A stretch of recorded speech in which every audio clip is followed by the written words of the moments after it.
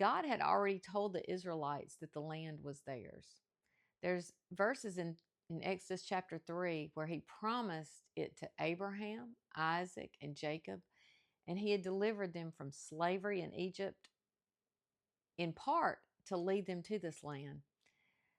The command to scout the land was not to discern whether God's promise was possible.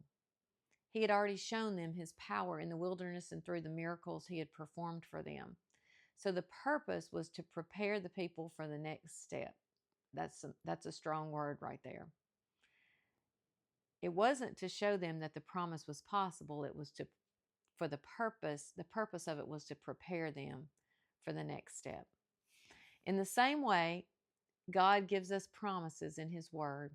So those promises that we're going to talk about over the next several weeks are promises of provision, protection, strength, victory, peace.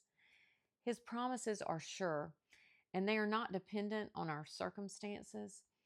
But like the Israelites, we're often called to step forward in faith, trusting that God is faithful even when we can't see how things will unfold. So hear this, and this is another thing that I want you to really hear. God does not need us to figure out how his promises will come to pass. He only asks that we trust him. I want to say it again. God doesn't need you or me to figure out how his promises will come to pass. He only asks that we trust him in the plan.